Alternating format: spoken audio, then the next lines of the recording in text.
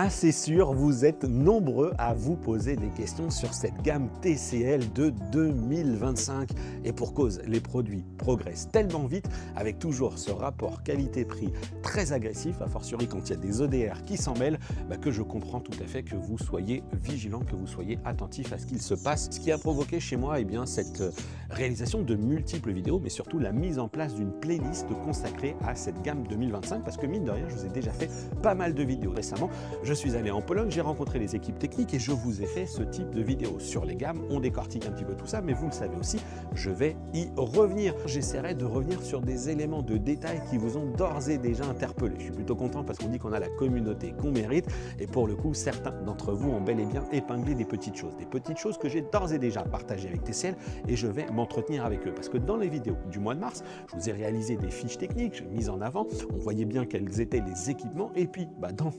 à l'occasion de cet événement TCL Experts Meet Experts que j'ai fait en Pologne, j'ai récupéré d'autres tableaux plus détaillés encore. Et on voit bien par exemple que sur la partie audio de la série C8K, on est sur un système audio 6.2.2 canaux, alors qu'au mois de mars, on m'a annoncé un système 4.2.2 avec une puissance de 90 watts. Bon, il y a cette première différence qui existe, mais je pense que cette différence, elle va être liée essentiellement à l'intégration sur les différentes tailles de TV. Parce que si je prends un C7K, lui aussi, il a annoncé en 6.2.2, c'est le cas du C8K, mais je pense, encore une fois, qu'en fonction de si on est sur un 55, sur un 65, sur un 85 ou sur un 98,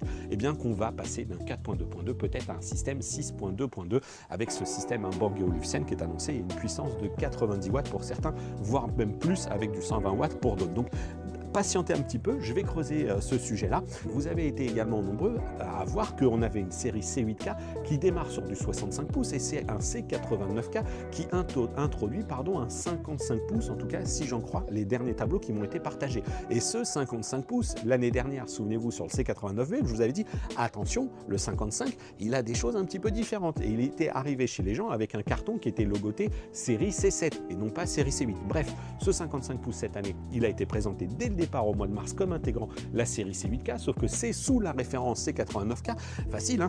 qu'on va le retrouver avec 720 zones, mais quand on s'intéresse aux détails, on voit que son panneau 55 n'est pas doté de ce filtre Wide HVA, on est sur une dalle HVA plus conventionnelle désormais chez TCL, et là aussi, ça peut poser certaines questions. C'est pour ça que je n'ai pas encore fait la vidéo complète de présentation de chacun des produits, parce qu'il manque certains détails justement, donc n'hésitez pas à vous abonner à ma chaîne YouTube pour retrouver prochainement la vidéo avec les réponses à ces différentes questions. J'espère les avoir toutes très bientôt. Et puis surtout, retrouver d'autres tests, pourquoi pas aussi, comme celui de ce téléviseur d'extérieur que m'a envoyé le constructeur Wimove.